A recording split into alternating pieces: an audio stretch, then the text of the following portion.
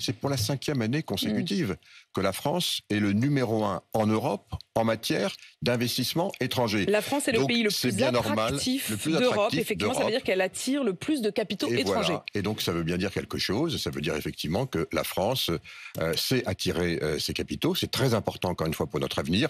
On le voit cette année pour la transition numérique, avec beaucoup d'investissements dans le quantique, mais aussi, évidemment, dans tout ce qui concerne l'intelligence artificielle, dans aussi la localisation. C'est essentiel. Des data centers, des centres de données. 4 milliards d'euros annoncés par Microsoft, notamment, d'investissement en France. J'ai vu que d'autres allaient le faire également, comme je crois Amazon Web Services.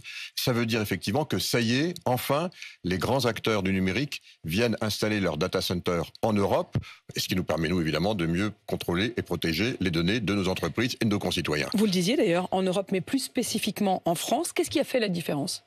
Vous savez, ça fait encore une fois, comme je dis, 5 ans maintenant d'affilée. D'abord, évidemment, c'est le niveau de formation, c'est très important. On a en France, mais aussi en Europe d'une façon générale, 40% de nos concitoyens qui ont achevé des études supérieures. C'est très important, il faut continuer évidemment, il faut laisser personne au bord de la route, mais c'est un atout très important évidemment pour la compétitivité. C'est aussi, il faut le dire, une énergie qui est une énergie décarbonée.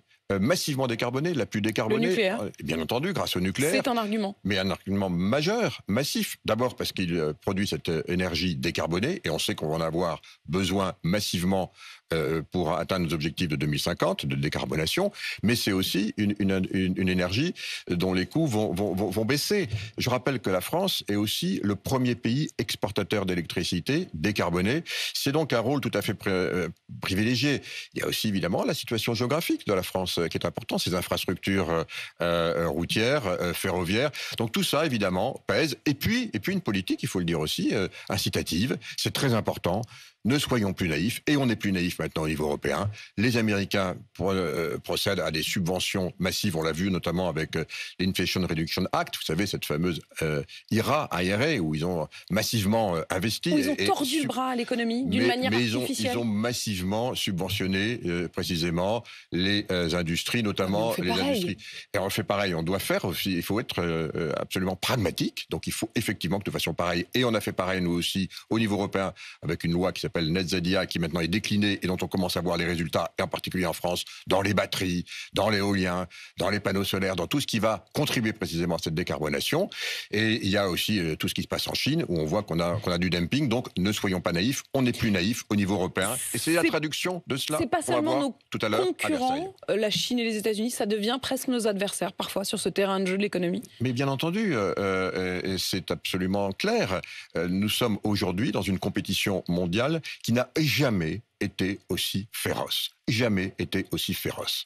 Et on voit bien que pour lutter contre notamment le poids que représente la Chine ou les États-Unis, seul le niveau européen nous permet d'y répondre. C'est quelque part, vous savez, ce que tous nos concitoyens européens ont compris, parce qu'on voit bien qu'aujourd'hui, dans les élections à venir, il n'y a plus un parti qui dit qu'il faut quitter désormais l'Europe. Je crois qu'enfin, tout le monde a compris que l'Europe ensemble, c'est l'Europe qui protège. On va revenir sur l'Europe d'ailleurs qui protège et qui va même jusqu'à l'Europe de la défense. Vous êtes, je le disais, le commissaire européen au marché intérieur Thierry Breton, mais vous avez également dans votre portefeuille les questions de la politique industrielle, on vient d'en parler, mais aussi du numérique, de l'audiovisuel, de la défense et de l'espace. Thierry Breton, vous disiez, au fond, ce sont nos concurrents, mais ils sont aussi concurrents entre eux. Quand vous voyez que Joe Biden annonce qu'il va vouloir taxer à 100% les voitures électriques chinoises, est-ce qu'il faut faire la même chose ? Alors, cette annonce qui a été faite... C'est à la une du journal Les Échos ce matin. Dans le contexte des élections à venir, d'abord, qu'est-ce que ça veut dire pour les États-Unis ?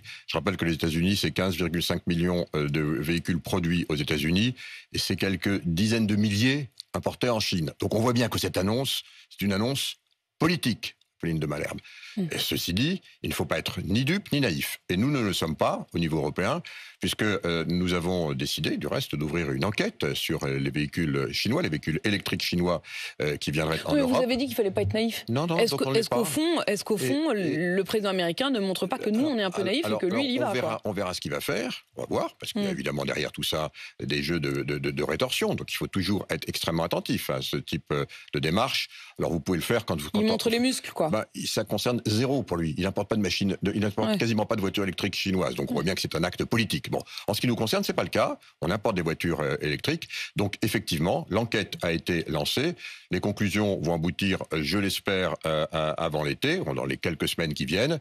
Et il faut s'attendre, effectivement, en tout cas, je ne veux pas anticiper, mais il faut s'attendre à un rééquilibrage parce qu'il faut de la réciprocité, c'est évident. Un rééquilibrage, ça veut dire que vous pourriez, alors on comprend bien que vous estimez que Joe Biden va trop loin et qu'il va trop loin aussi parce qu'au fond, s'il n'y a plus de voitures chinoises électriques qui rentrent aux États-Unis, ça ne fera pas une grosse différence.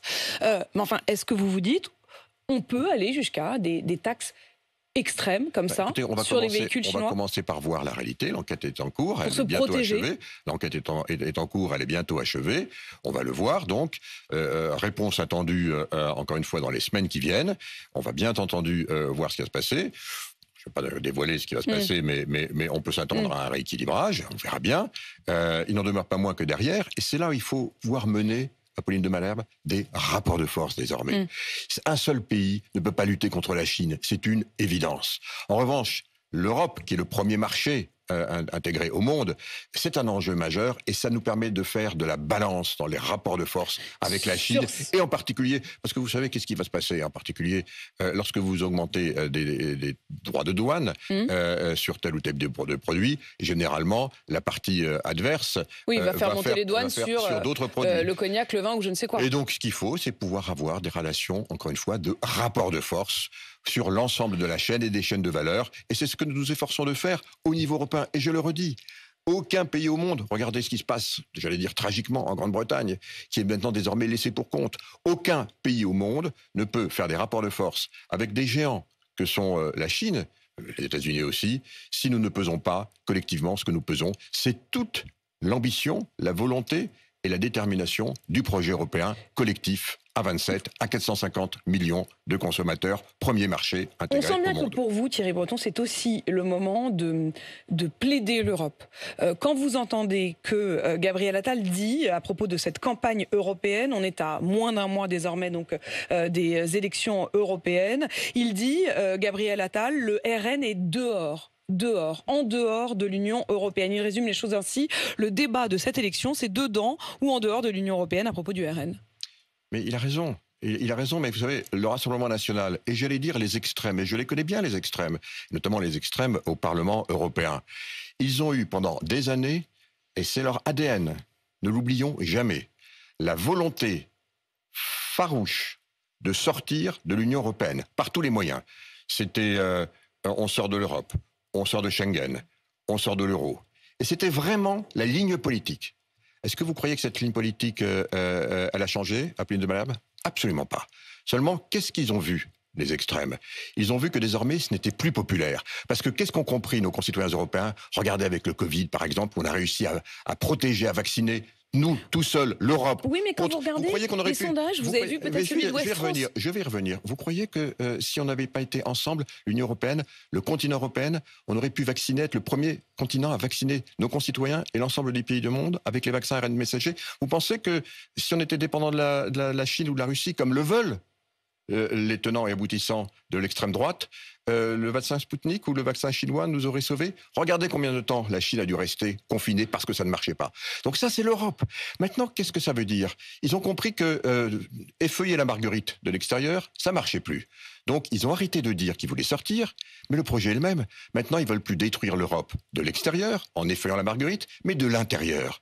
Donc maintenant, ils sont effectivement à l'intérieur, et qu'est-ce qu'ils veulent faire? Eh bien, en permanence, cisailler tous nos fondements, c'est-à-dire continuer à faire des alliances officieuses, ne soyons dupes de rien, et notamment avec les autocrates. Parce que si vous pensez que l'extrême droite a rompu avec la Russie de Poutine, on se trompe, on le voit du reste. Aujourd'hui, partout où l'extrême droite revient en Europe, vous avez effectivement la Russie, Poutine, les fake news qui reviennent. Donc ne nous trompons pas. Et l'extrême droite européenne, c'est l'ennemi. Mais ne nous trompons pas. En tout cas, pour eux, l'Europe, c'est l'ennemi, c'est clair. Et je voudrais le dire de façon très claire à nos concitoyens.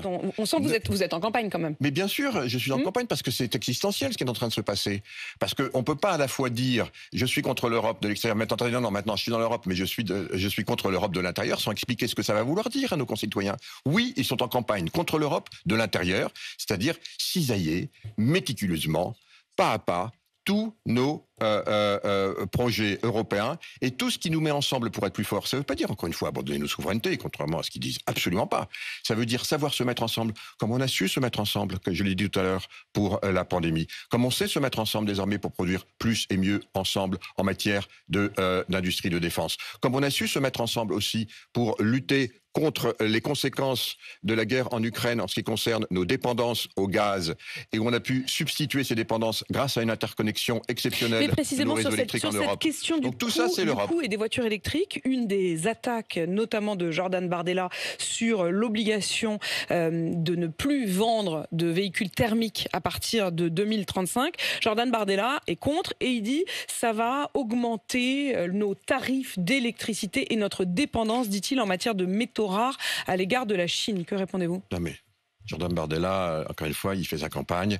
Moi, je connais très bien ce sujet. Mais ça marche, vous l'avez vu, je veux dire, les sondages le donnent une campagne à plus du double de la candidate macroniste. C'est fait précisément pour expliquer, je comprends très bien les mécontentements, je comprends très bien qu'on veuille détourner ces élections pour en faire des mid-terms à la française, je comprends tout ça, je suis dupe de rien, et vous savez, je vais même vous dire une chose, notre rôle à nous, acteurs politiques, nous sommes des acteurs politiques, c'est évidemment d'écouter ce qui se passe. Et puis voilà, moi je suis de ceux qui respectent évidemment l'intégralité des électeurs. Si on répond précisément, est-ce que cette interdiction des véhicules thermiques entraînera une hausse des tarifs d'électricité et est-ce que ça entraînera une dépendance accrue à l'égard de la Chine et des métaux rares? Je vais vous dire, je vais vous faire une révélation. Mais j'étais de ceux, et je continue à dire qu'il faut être très attentif sur cette évolution, donc qui avait proposé plutôt 2040. Maintenant, le Parlement européen et le Conseil européen, c'est-à-dire les 27, ont décidé 2035. Je rappelle que ce n'est pas la Commission qui décide, ce sont encore une fois les électeurs. Vous avez un doute sur ce 2035? Non, j'ai toujours dit qu'il fallait maintenant se mettre ensemble et avoir ce que j'ai appelé route 35, c'est-à-dire un processus où tous les 3 mois maintenant, j'engage avec l'ensemble de l'écosystème automobile, de ceux qui fabriquent les chargeurs, de ceux qui permettent d'avoir une interconnexion européenne. Mais est-ce que ça veut dire que vous vous dites nous avons mis, et c'était quelque chose sur lequel j'ai beaucoup insisté, comme quoi si M. Bardella était un peu plus présent au Parlement européen, il le saurait. Tac. Non, mais c'est une réalité, voilà. Non, mais allez-y, je veux dire, j'ai bien compris, vous l'assumez, vous dites que vous êtes en campagne. Il faudra lui rappeler qu'en 2026, j'ai insisté pour qu'il y ait une clause de révision. Ça ne veut pas dire, encore une fois, on va réviser la date de 2035, mais on va tous se mettre autour de la table, 2026. Sur 2035. Non, mais on va tous se mettre autour de la table, et précisément, c'est ça le pragmatisme européen. Pour être plus fort, voir s'il va falloir investir davantage, peut-être pour produire plus d'interconnexions, peut-être pour avoir plus de bornes et de recharge électrique dans tous les pays de l'Union européenne, et non pas aujourd'hui dans quelques-uns, comme c'est encore le cas. Évidemment, renforcer nos chaînes d'approvisionnement, mais ça, on le fait massivement maintenant avec des accords multilatéraux, bilatéraux Europe, avec un certain nombre de pays qui sont des pays producteurs de ces minéraux rares. Donc tout ça, évidemment, c'est en route. Donc, qui ne s'inquiète pas, on est en route, on a nos clauses de rendez-vous et on fonctionne, encore une fois, ensemble, en respectant les diversités des uns et des autres, mais en ayant un but commun et en se donnant les moyens.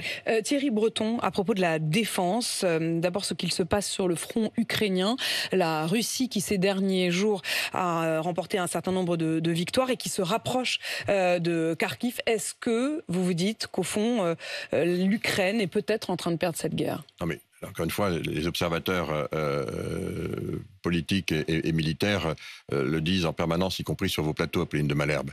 C'est vrai que la période qui s'ouvre est une période dangereuse pour l'Ukraine. Parce que là encore, on est dupe de rien. Nous sommes dans une période maintenant où nous-mêmes nous sommes en élection. Les États-Unis vont entrer en élection, ils rentrent maintenant en campagne, on vient d'en parler il y a quelques temps. Donc les Russes profitent de ce temps d'incertitude, de flottement. Mais bien entendu. Donc bien entendu pour eux, c'est une opportunité que d'avancer. C'est la raison pour laquelle nous, Européens, nous avons décidé d'augmenter très sensiblement nos dotations en matière d'armement et de défense auprès de l'Ukraine, que ce soit les munitions. Je rappelle qu'on est maintenant en perspective d'atteindre plus de 2 millions de fabrications d'obus sur le territoire européen, et notamment les gros calibres à 155 pour pouvoir les fournir plus rapidement à l'Ukraine. Enfin, les États-Unis, après 18 mois de tergiversation, c'est compliqué la démocratie américaine, plus compliquée que celle européenne, du reste par parenthèse. Enfin, ils ont voté donc ces subventions, ces soutiens à l'Ukraine. Je constate que beaucoup d'équipements étaient prépositionnés, notamment dans les pays limitrophes, en particulier les fameux missiles antimissiles, donc patriotes, pour pouvoir protéger l'espace aérien ukrainien. Donc tout ceci maintenant est en route. Oui, vous avez raison. Il faut aller vite. Est-ce qu'il faut aller encore